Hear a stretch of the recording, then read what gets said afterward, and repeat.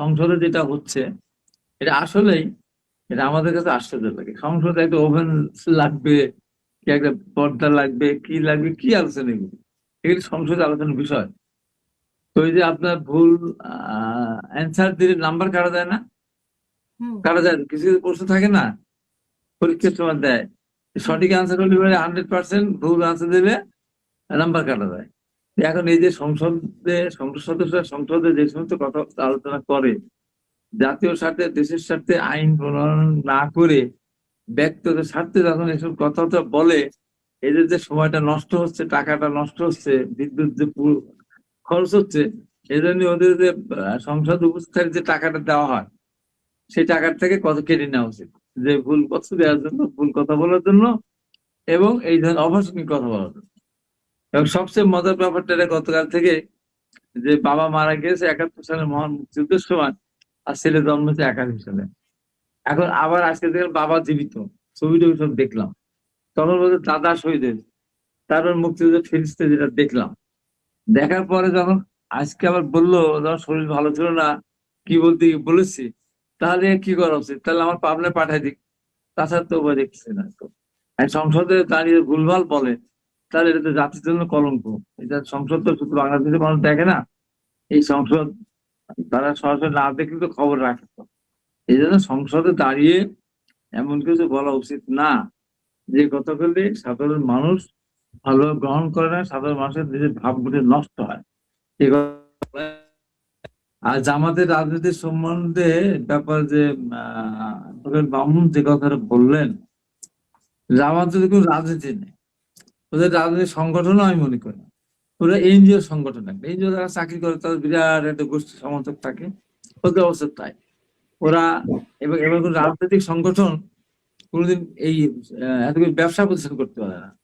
বাংলাদেশে না, পৃথিবীর বহু দেশ আছে, দেখেন কোন দেশে রাজনৈতিক সংগঠনের কোনো ব্যবসা প্রতিষ্ঠান নেই, বাংলাদেশেও নেই। এখন জামাতের আছে, ইসলামী ব্যাংক বলে, ইসলামী ব্যাংক তাদের না, ইসলামী ব্যাংক তো সৌদি আরব এবং মিডল ইস্টে আরো দেশের শেয়ার ছিল, কিন্তু সেটা তারা দখল করেছে। এছাড়াও ওই বিদেশি শেয়ার গুলি কিনে নিয়ে ইসলামী ব্যাংকের আপনার নেতৃত্ব বা কর্তৃত্ব বা প্রশাসনকে হাতে নিয়েছিল, পরিচালনা পরিষদের হাতে নিয়েছিল। জামাতের দখল করেছে। যে এই যে জামাতের যে টাকা, যে টাকার কারণে সারা বাংলাদেশে তারা ভোটের ক্ষেত্রে এই যে এতদূর এগিয়েছে, এটা জামাতের কারণ একটা, মানে টাকার কারণ একটা, এবং সেটা তার মূল উৎস হলো ইসলামী ব্যাংক, এবং হিসাবও দিতে পারছেন না। আরডিএস প্রকল্পের মাধ্যমে যে টাকাটা দেওয়া হয়েছে, সেই টাকাটা বিতরণ যদি না করতো, তাহলে এই সমস্ত ভোটগুলি তারা হয়তো সংগ্রহ করতে পারতো না। আবার নগদ টাকায় দিয়ে ভোট কিনেছে, এটা তো ব্যাংক থেকে দিল, নগদ টাকায় তারা ভোট কিনেছে। আর এরপরে যেটা দুর্ভাগ্যের কথা, যেটা এটা হলো জামাত তো ভোট চুরি করেছে, আমার ওখানে ভোট রাত্রে সিল মেরেছে, তার প্রশাসনকে কিনেছে, প্রিজাইডিং অফিসার, রাষ্ট্রীয় অফিসার, পোলিং অফিসার, সব ওখানে ইউনিয়ন নিয়ে গেছিল জামাতে। সে জামাতের মতো করে তাদের সাথে কথাবার্তা বলেই কিন্তু আমার ওখানে তার মাঠটা সাজিয়েছিল। তারপর দিন শেষে এসে রাত্রিবেলা ভোট কার্ড কেটেও যখন হলো না, তখন তারা ওই দাড়িপাল্লার ভেতরে ধান সে ঢুকিয়ে দিয়েছে অনেক জায়গায়। একটা বান্ডেল 5টা 7টা 10টাকে ঢোকালে তো অনেক।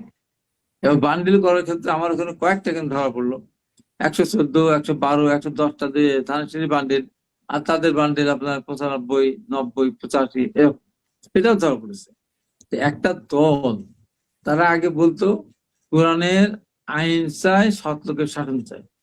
এখন তারা কোরআনের আইন কি এখন তারা চায়? এখন তাদেরকে বলা বলা যখন হয়েছে আপনারা কি শরিয়া আইন পালন করবেন বা শরিয়া আইনের ভিত্তিতে দেশ চালাবেন, তারা সরাসরি অস্বীকার করেছে। তাদের কথার মধ্যে দিয়ে না, আমরা বর্তমান পদ্ধতিতে যেভাবে দেশ পরিচালিত হচ্ছে, গণতান্ত্রিক পদ্ধতির সিস্টেমে, আমরা সেইভাবে, তার মানে সেখান থেকে তার সরে এসেছে। এদের কোনো কিছুই নাই, না আছে নীতি, না আদর্শ আছে, না আছে নৈতিকতা। এখন তারা যে সুযোগটা পেয়েছে, বিএনপির ভোট তাদের ঘরে না গেলে আওয়ামী লীগের ভোট দিয়ে শুধু তারা এত আসন তারা পেত না। এবং বিএনপি যদি স্বতন্ত্র প্রার্থী না দাঁড়ানো সত্ত্বেও যারা নির্বাচন পায়নি, তারা দাঁড়িপাল্লা ভোট করেছে, যে কারণে তাদের এত আসন পেয়েছে। এখন আপনাকে একটা প্রশ্ন করে শেষ করতে চাই, সেটা হলো এই যে ভোট 68% হলো হ্যাঁ ভোট, 32% না ভোট। এই যে না ভোট, যেটা আওয়ামী লীগ কিন্তু একটা রাজনীতি করতে পারতো, যে ভোট কেন্দ্রে যেত, না ভোট দিয়ে আসতো, দাঁড়িপাল্লা দিল না, ধানসিঁড়ি দিল না, কাউকে দিল না, তাহলে একটা খেলা কিন্তু জমতো। সেটা তো আওয়ামী লীগ সেই কাজটা না করে তারা ওখানে গিয়ে দাঁড়িপাল্লা, তাদের নীতি আদর্শ, স্বাধীনতার পক্ষে তারা দল বা তাদের নেতৃত্বে দেশের স্বাধীনতা যুদ্ধ হয়েছে সব ভুলে গিয়ে তারা দাঁড়িপাল্লা ভোট দিল।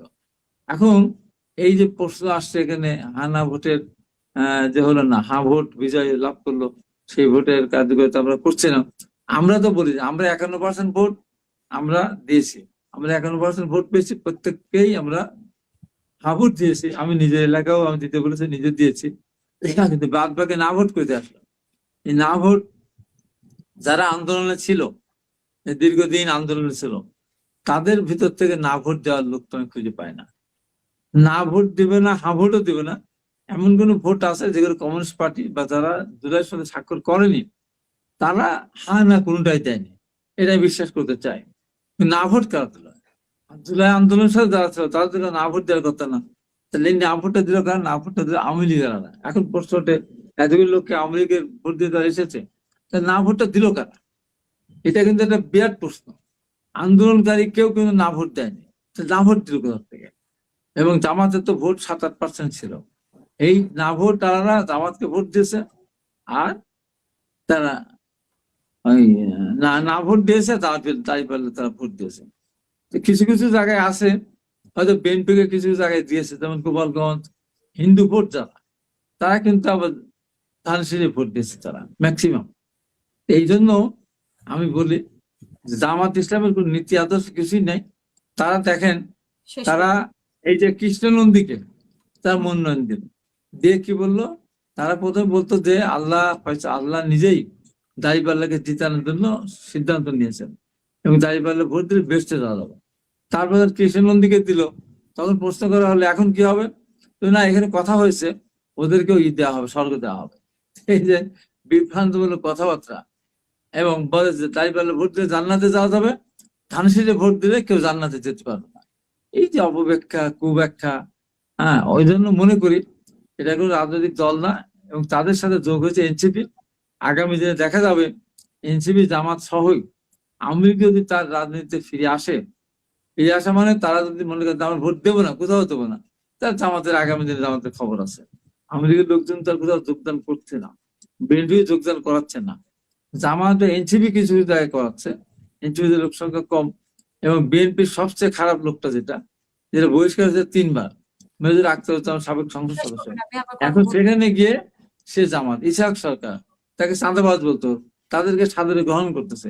এই সমস্ত অবস্থা চলতেছে, নীতি নীতিগত রাজনীতি চলছে। এটা খুব বেশি দিন আগাবে না, সামনের দিকে সঠিক রাজনীতি এবং তারেক রহমানের নেতৃত্বে দেশ এগিয়ে যাবে বলে আমি বিশ্বাস করি।